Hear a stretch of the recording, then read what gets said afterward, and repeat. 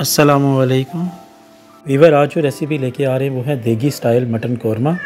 तो वीडियो को देखने से पहले चैनल को सब्सक्राइब कर दें प्लीज़। तो आइए रेसिपी स्टार्ट करते हैं। बिस्मिल्लाहिर्रहमानिर्रहीम। वीवर्स, ऑयल ऐड करें, प्याज काट कर उसे फ्राई कर लें।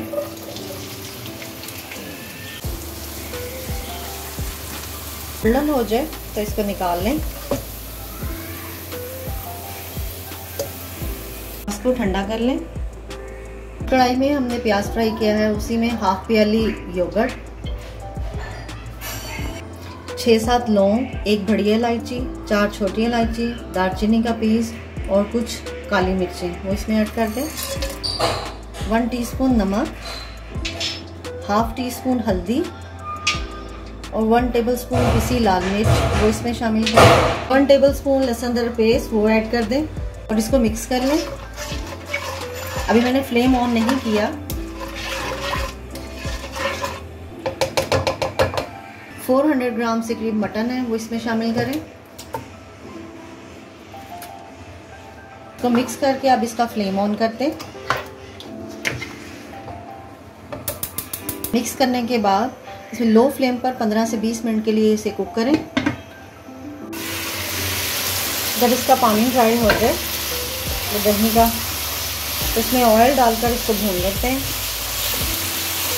जिस ऑयल में हमने प्याज फ्राई किया था वही ऑयल इसमें ऐड कर दें और इसको भून लें। हाफ टेबल स्पून धनिया पाउडर, 1 टीस्पून गरम मसाला पिसा हुआ और 1 टीस्पून ज़ीरा पिसा हुआ वो शामिल कर दें और इसके साथ भून लें। ये प्याज जो हमने फ्राई की है उसे हाथ से थोड़ा सा क्रश करके वो इसमें शामिल कर दें।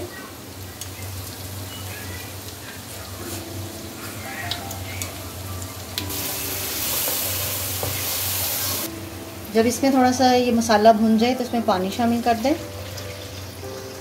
और इसको कुक होने के लिए रख दें तकरीबन 20 से 25 मिनट के लिए। पाउडर और 1 जायफल पाउडर वो इसमें शामिल कर दें और 1 टेबलस्पून कोकोनट पाउडर वो इसमें शामिल कर दें और इसे मिक्स कर दें। 2 ड्रॉप्स के करीब इसमें केवड़ा एसेंस वो शामिल कर दें और इसको अब दम पर लगा दें। 5 मिनट दम के बाद हमारा कौरमा रेडी है। तो इस तरह वीवर्स, देगी स्टाइल मटन कौरमा सर्व के लिए तैयार है। अगर आपको हमारी वीडियो अच्छी लगी तो चैनल को सब्सक्राइब और वीडियो को लाइक और शेयर ज़रूर कीजिएगा। अल्लाह हाफिज़।